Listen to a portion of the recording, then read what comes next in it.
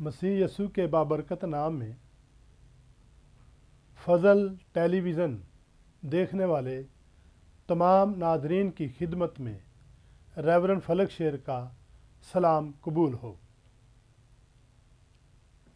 फ़ज़ल television देखने वाले तमाम नादरीन, मैं खुदावंद का शुक्रिया अदा करता हूँ फ़ज़ल टेलीविज़न के चेयरमैन पास्टर इमरान फ़ज़ल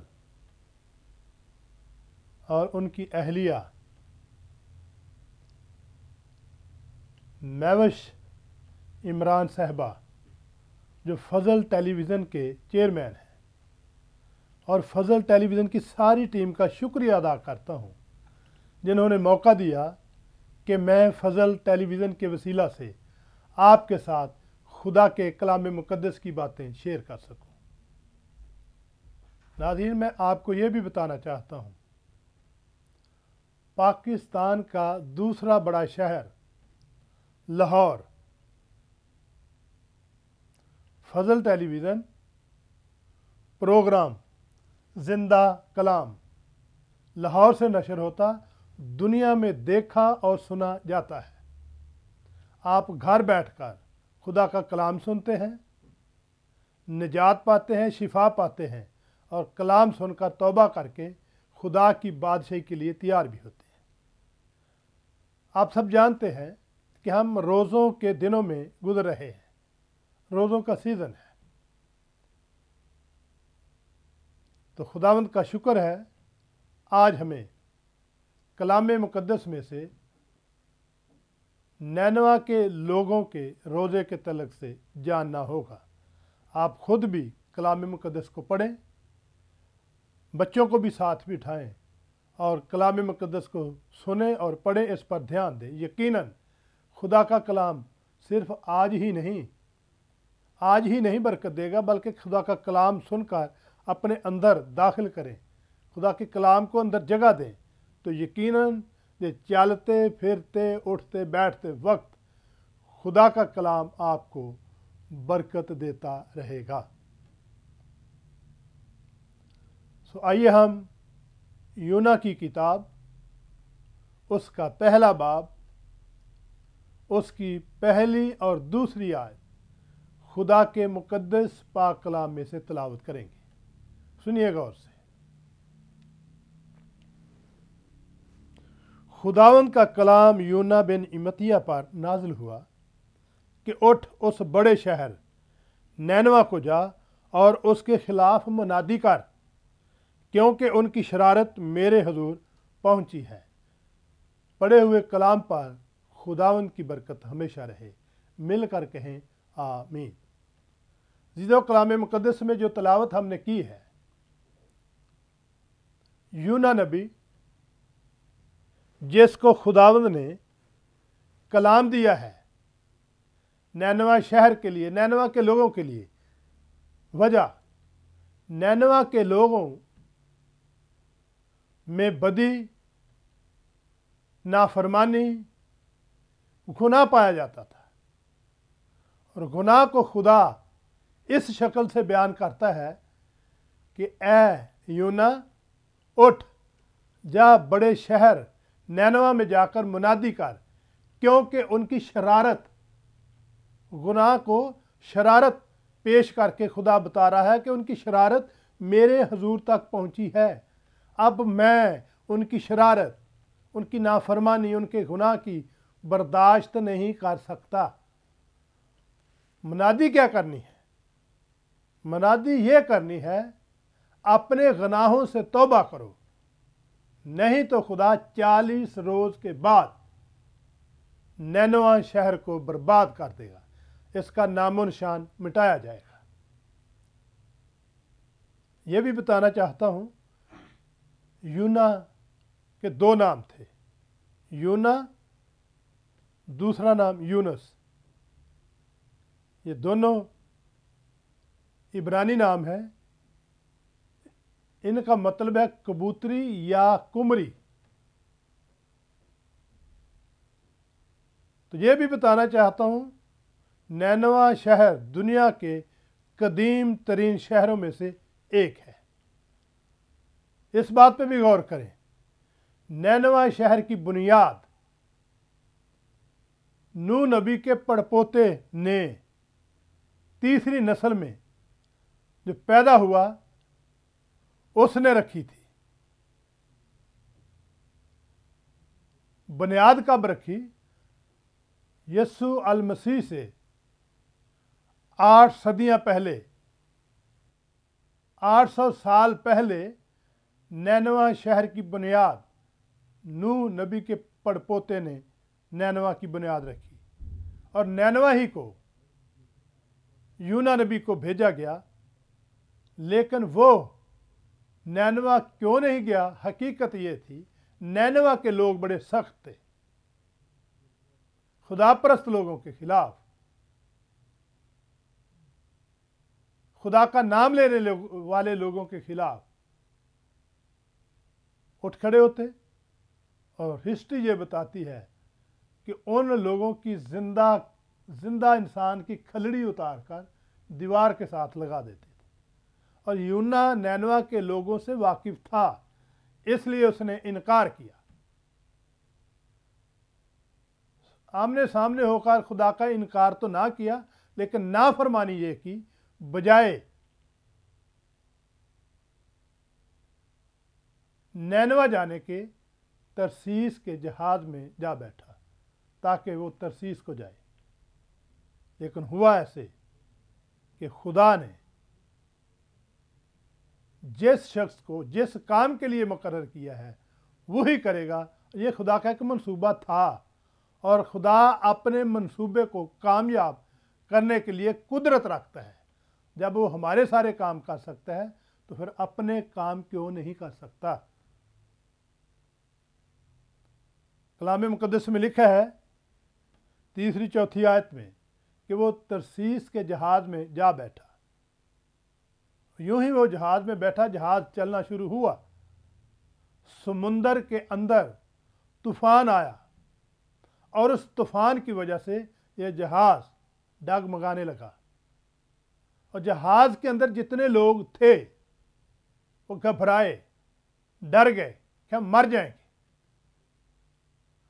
उन्होंने पहला काम क्या किया कि जो साजो सामान उनके पास था, अजनास, उन चीज़ों में से कुछ अपना सामान, कीमती सामान जान बचाने के लिए समुंदर में फेंका ताकि जहाज को हल्का किया जाए, शायद हम बच जाएं। पर ऐसा नहीं हुआ।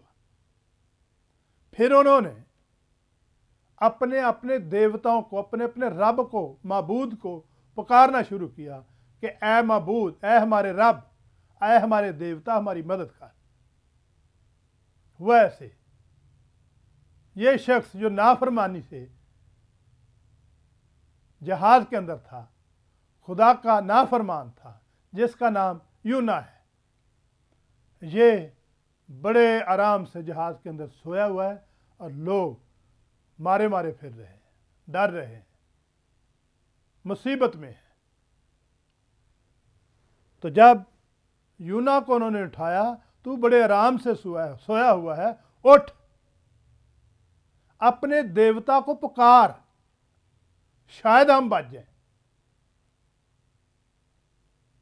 7 आयत में लिखा है, उन्होंने 4 सवाल किए, 7 और 8 आयत में, और उन्होंने आपस में कहा, आओ हम कुरा डालकर देखें कि ये आफत हम पर किसके सबब से आई। चुनाचे उन्होंने कुरा डाला और यूना के नाम का निकला।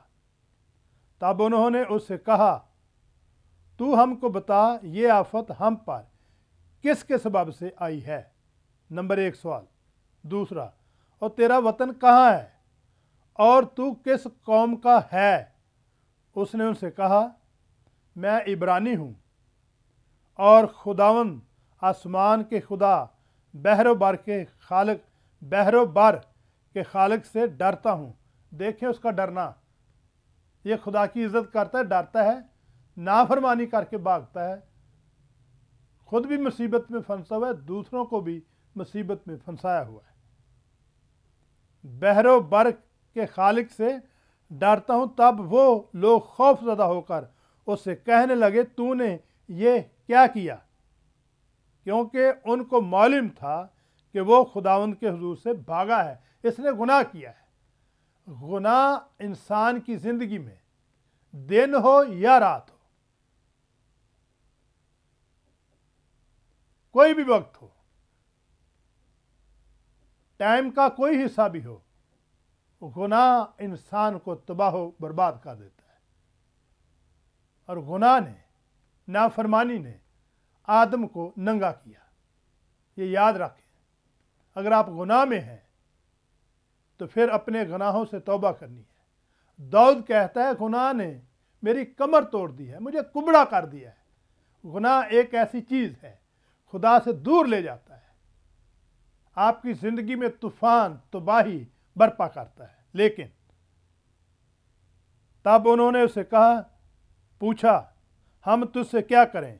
11 आयत में लिखा है समुंदर हमारे लिए साकिन हो जाए, क्योंकि समुंदर ज़्यादा तूफानी होता जाता है। तब उसने उनसे कहा मुझको उठाकर समुंदर में फेंक दो। उसे इल्म था, कुरा भी उसी के नाम का निकला, गुनाह भी उसी का था, और उसी के सबब से सारे समुंदर में तूफान आया। आपके गुनाह के सबब से ख़ानदान में तूफान आ सकता है, कलीसिया में तूफान आ सकता है, मुल्क में तूफान आ सकता है। और इसको समेटने के लिए आगे चलकर देखेंगे, इससे बचने के लिए, ऐसे तूफानों से बचने और बर्बादी से बचने के लिए हल क्या है? रोज़ा और दुआ। समुंदर में फेंका तो खुदा वो है जो अपने मंसूबे को पूरा कर। एक बड़ी मछली का इंतज़ाम कर रखा था, खुदा ने यूं ही समुंदर में फेंक दिया, उस मछली में अपने मुंह में यूना को निगला। कितनी बड़ी मछली होगी जिसने एक इंसान को अपने अंदर रखा। लेकिन याद रखें, दूसरा बाब आप खुद पढ़ें, यूना की दुआ है, यूना नबी की दुआ मछली के पेट में। 10 आयत तक आप पढ़ सकते हैं, आप गौर कर सकते हैं। उसने तौबा की, लेकिन वो मछली उसे कहाँ ले गई? दूसरे बाब की 10 आयत में देखें, और खुदावंद ने मछली को हुक्म दिया और उसने यूना को खुशकी पर उगल दिया, मुंह से निकाल दिया, मुंह से निकाल कर फेंक दिया खुशकी पर। कहाँ? नैनवा शहर के करीब। और वहाँ से फिर वो पैदल चला। कलाम मुकद्दस में लिखा वही कलाम, तीसरा बाब उसकी पहली आयत। और खुदावंद का कलाम दूसरी बार यूना पर नाजिल हुआ कि उठ उस बड़े शहर नैनवा को जा और वहाँ उस बात की मुनादी कर जिसका मैं तुझे हुक्म देता हूँ। तब उसने फिर बात मानी, फरमाबरदार हुआ कि ये तो वही कलाम है, वही हुक्म है। अगर खुदा ने अब नहीं मुझे छोड़ा, फिर अब भी नाफरमानी की, तो खुदा फिर और कहीं ले जाएगा। फिर वहाँ से घूम कर चक्कर लगाकर यहीं आकर मुनादी करना पड़ी। अब उसने तौबा की है। लिखा है तीसरे बाब की तीसरी आयत में, तब यूना खुदा के कलाम के मुताबिक उठकर नैनवा को गया, और नैनवा बहुत बड़ा शहर था, उसकी मुसाफत 3 दिन की राह थी। और यूना शहर में दाखिल हुआ और 1 दिन की राह चला। उसने मुनादी की, कहा 40 रोज के बाद नैनवा बर्बाद किया जाएगा। वजह उनके गुनाह, नाफरमानी, बदियाँ, उनकी शरारत खुदा के हुजूर तक पहुंची। 40 रोज के बाद नैनवा बर्बाद किया जाएगा। तब नैनवा के बशिंदों ने, अब यूना ने अपना काम कर दिया, आप अपना काम करें, दूसरे का नहीं। अपनी बुलाहट पर चले, अपनी खिदमत करें, ना कि दूसरे की खिदमत। तब नैनवा के बशिंदों ने खुदा पर ईमान लाकर रोज़ा की मुनादी की। अब उन्होंने कलाम सुना कि 40 रोज़ के बाद नैनवा बर्बाद होगा।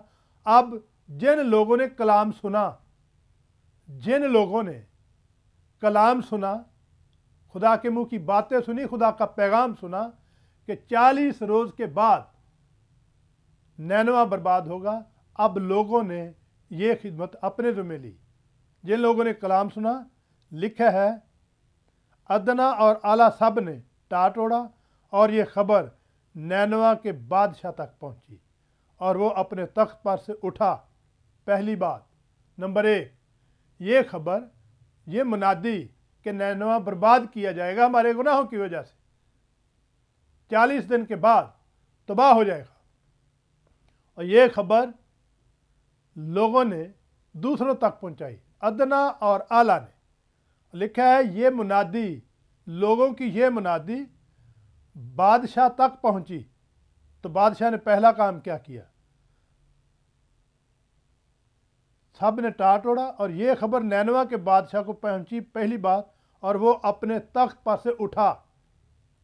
अब बहाली आएगी जब ऊपर से काम शुरू होता है, बादशाहों से खुदा काम लेता है तो राया खुद ब खुद ही बदल जाती है।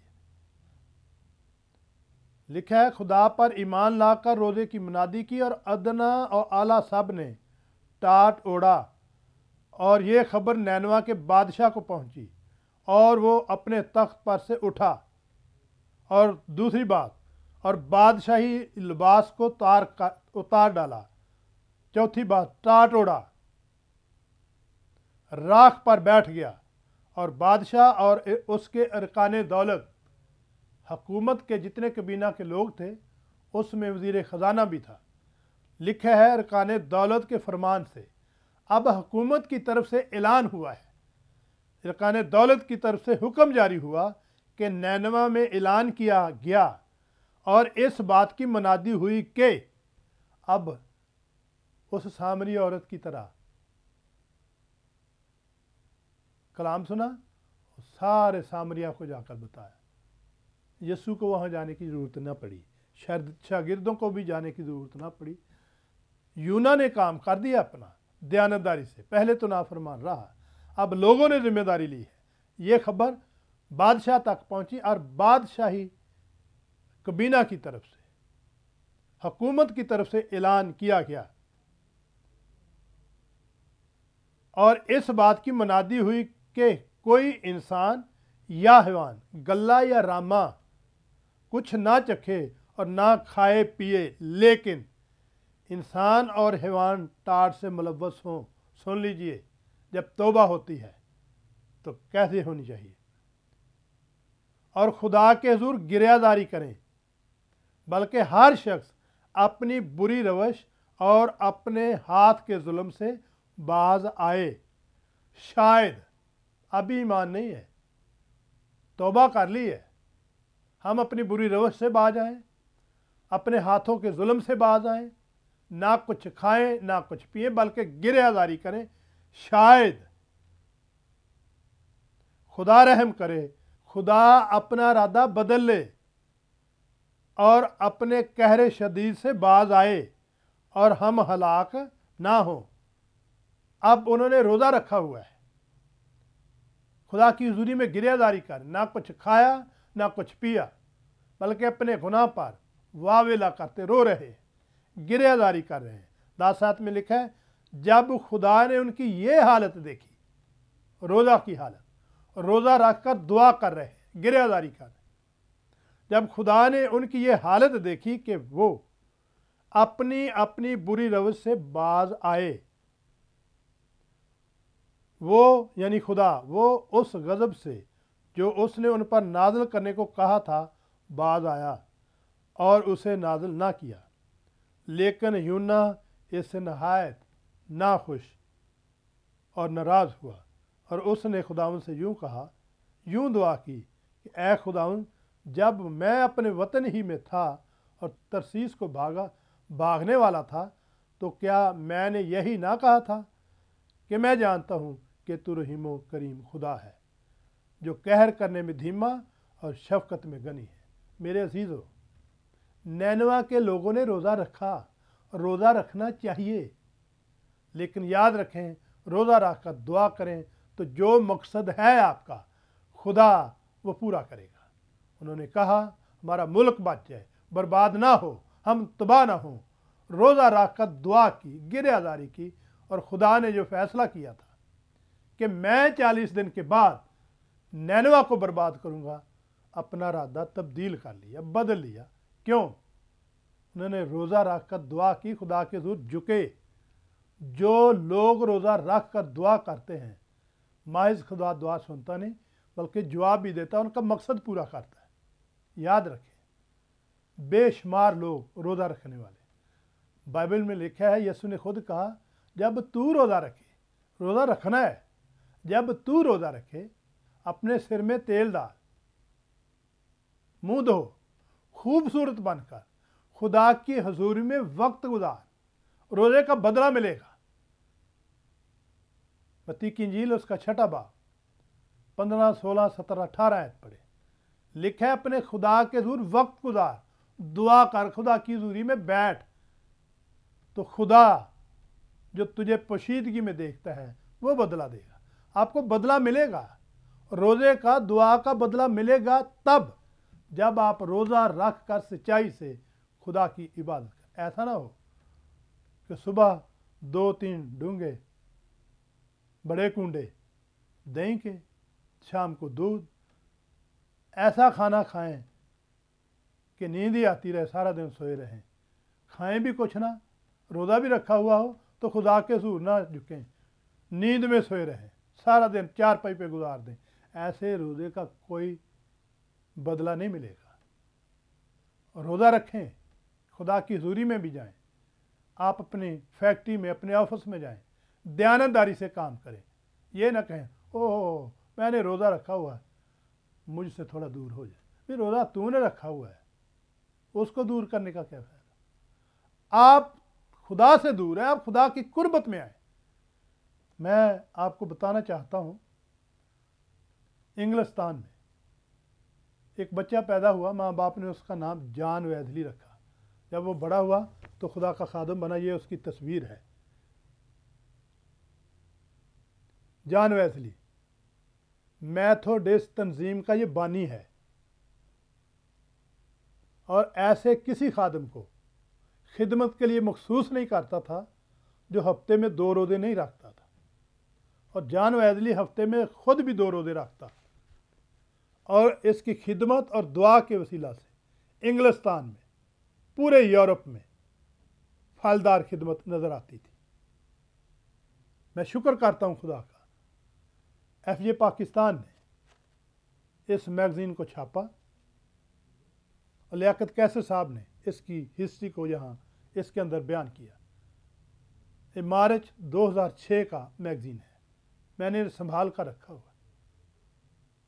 मुझे भी बड़ा असर होता है इसके पढ़ने से, इसकी ज़िंदगी को देखने से। लेकिन याद रखें, आप रोज़ा रखें, रोज़ा रखने के बाद फिर खुदा आपकी दुआ भी सुनेगा, जवाब भी देगा। रोज़ा रखने का मकसद क्या है? नैनवा के लोगों ने इसलिए रखा कि खुदा हमारे मुल्क को बर्बाद ना करे, हमारे मुल्क में इत्मीनान, तसल्ली, सलामती हो। मैं भी रोज़ा रखता रहा हूँ, लेकिन याद रखें, मैं हफ्ते में 1-2 रोज़े रखता था। मैं 3-3 दिन का, मेरी बीवी और मैं रोज़ा रखते थे। कभी कभी हम 7 दिन का रोज़ा भी रखते थे। लेकिन होता क्या था, एक दफ़ा हमारी कन्वेंशन थी तो बड़े बड़े औले आसमान से गिर रहे थे। मैंने अपनी बीवी को कहा कि आओ, हम, कलाम मुक़द्दस में लिखा है, 2 शख्स ज़मीन पर किसी बात के लिए इत्तफाक़ करें, वो आसमान पर होगी। इतने इतने बड़े औले गिर रहे थे। मैंने अपनी बीवी का हाथ पकड़ा, गली के दरवाजे पर आए तो सिर्फ लंबी दुआ नहीं की, यही कहा, यीशु मसीह के नाम में ये औले रुक जाएं। ऊपर वाले औले वहाँ और ज़मीन के यहाँ, यहाँ थे, वहाँ हश है, साकिन होगी, रुक गई। रोज़ा रखा हुआ था, दुआ कर रहे थे। खुदा आपकी दुआ को सुनेगा, जवाब देगा। लेकिन याद रखिए, नैनवा के लोगों ने रोज़ा रखा, ना कुछ खाया ना कुछ पिया। 4 आयत में लिखा है, 3 बाब की 10 आयत में लिखा है कि खुदा अपना कहरे शदीद नाजल करने से बाज आया। तो फिर उनके रोज़े का जवाब कैसे मिला? 4 बाब अगर आप पढ़ें तो आप उसकी 11 आयत देखें। और क्या, जब यूना नबी खुदा से गिले शिकवे करता है कि मुझे पता था कि तू रहीम है, तू ज़रूर माफ़ करेगा। अगर वो तौबा ही ना करते तो क्या खुदा कैसे माफ़ करता। तौबा की, रोज़ा रखा, दुआ की। और क्या मुझे लाजिम ना था कि मैं इतने बड़े शहर नैनवा का ख्याल करूं, जिसमें 1,20,000 से ज़्यादा ऐसे हैं जो अपने दाहिने और बाएं हाथ में इम्तियाज़ नहीं कर सकते, और बेशुमार मुआशी हैं। 1,20,000 ऐसे हैं जो बच्चे अपने दाएं और बाएं का इम्तियाज़ नहीं। और बड़े लोग कितने होंगे। मेरे अजीज़ों, आप रोज़ा रखें, रोज़ा रखना चाहिए। आप अपने पासबान के लिए रखें, माँ बाप के लिए रखें, बीवी बच्चों के लिए रखें, बीवी अपने खामद और बच्चों के लिए रखें, कलीसिया के लिए, अपने मुल्क के लिए। हमारे मुल्क में बहरान है। कैसा बहरान। लोग पैसे पकड़कर लाइनों में लगे हुए हैं आटा लेने के लिए, आटा नहीं मिलता, जबकि ज़राई मुल्क है। आप रोज़ा रखें ताकि आपकी कलीसिया बेहतर हो। आप रोज़ा रखें, आपका ख़ानदान, आपकी ज़िंदगी बेहतर हो। नैनवा के लोगों ने रोज़ा रखा, खुदा ने अपना इरादा तब्दील कर लिया। खुदा ने उन्हें बर्बाद नहीं किया बल्कि उन्हें सरफराज किया। क्या आप रोज़ा रखना चाहते हैं? रोज़ा रखें, रोज़ा रखना चाहिए। यहूदी लोग आज भी अमूमन 2 रोज़े रखते हैं, बुध और जुमेरात। मेरा बेटा जाहिद मसीह, डॉक्टर जाहिद, वो इंग्लैंड में है 1 साल से, वो हफ्ते में 2 रोज़े रखता था। फिर ऐसा हुआ कि खुदा की कुर्बन पे आता गया। जब 21 फरवरी को पहला रोज़ा शुरू हुआ, उस वक्त तक तकरीबन उसने 40 रोज़े रख लिए थे। अब वो रोज़ा मुसलसल रख रहा है। रोज़े रखने चाहिए। जब रोज़ा रखेंगे तो खुदा आपकी दुआ सुनेगा, फिर जवाब भी देगा। आप आस्तर की ज़िंदगी देखें।